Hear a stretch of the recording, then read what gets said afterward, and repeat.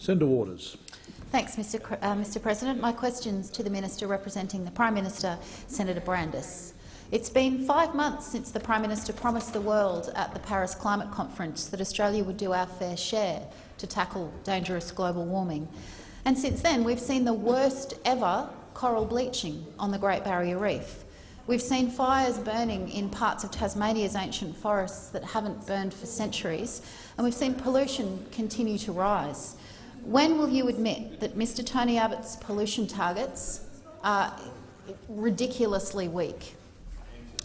The Leader of the Government of the Senate, representing the Prime Minister, Senator Brandis. Well, thank you, Mr. President. Well, Senator Waters, this isn't the first time that you've asked me about our emissions targets, and you mustn't have been listening, Senator Waters, because as I've pointed out to you many times, and as I will continue to point out to you, Australia has one of the most ambitious emissions reduction targets in the world. Now, I understand, Senator Waters, that you and your colleagues from the Greens Party would wish to have even more ambitious emissions reduction targets, unrealistically ambitious emissions reduction targets. But, Senator Waters, our emissions per capita will, under the targets that the Turnbull government has announced, fall by 50 to 52% per capita by 2030, which is greater than the decrease in emissions by the United States, by the European Union, by Japan, by Korea or by Canada. We have announced through to 2030 that we will have among the most ambitious emissions targets in the world. Now, Senator Waters, those are the facts. Those are the commitments that Australia made in Paris, and I know that you think that we should be even more heroic in our targets than we have been. But if we are leading the world, Senator Waters, if we are leading the world as we now are, in our per capita emissions targets, I don't think, Senator Waters, you can ask for more than that. Order. On my left. Senator Waters, supplementary question. Yes, thanks, Mr. President. We would still be the largest per capita polluter in the world after the implementation of those targets, if they can even be implemented.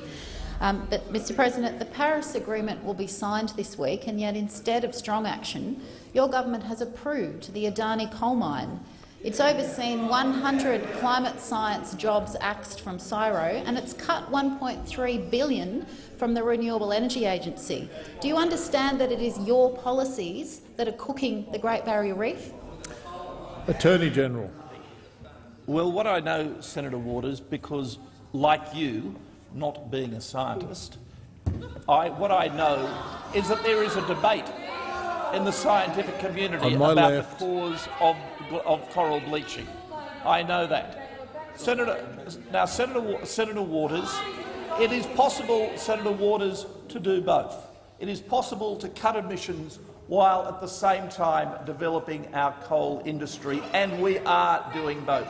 We are cutting emissions by 50 to 52% per capita up to 2030, and at the same time we are very proud to be encouraging the development of our great mining industry, including our coal industry. Now, Senator Waters, you obviously don't spend any time in Central Queensland.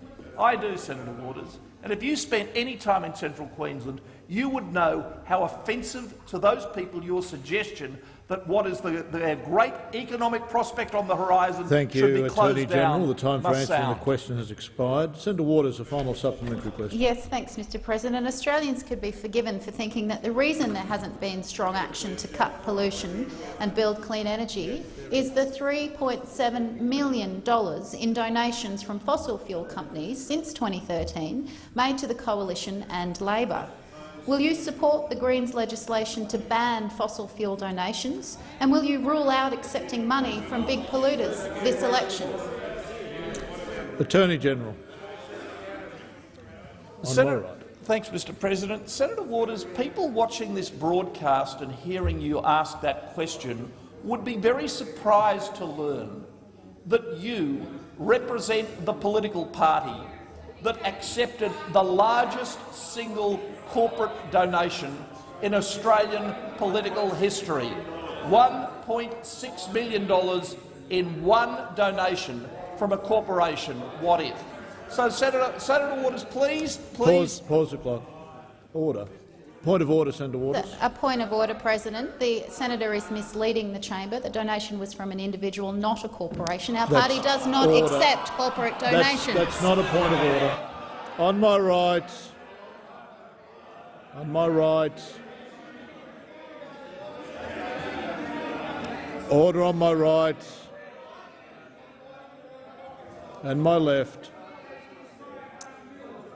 Order. Senator Waters, that was no point of order. That was a debating point. I call the Attorney-General. Thank you, Mr. President. Senator Waters, so when you are the recipient, when you are the beneficiary of the largest single corporate donation in Australian history, it lies ill with you to be criticising my side. Pause the clock.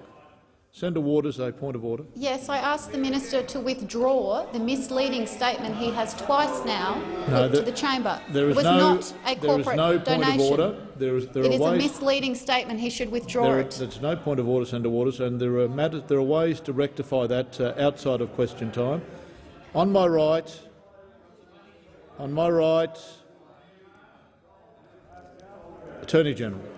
So, Senator Waters, when you are the beneficiary and recipient of the largest single corporate donation in Australian political history, it lies ill for you to be criticising any other political party, quite frankly, for accepting donations from respectable Australian companies which provide jobs and prosperity to other Australians. Thank you, Attorney-General. The time for answering the question has expired.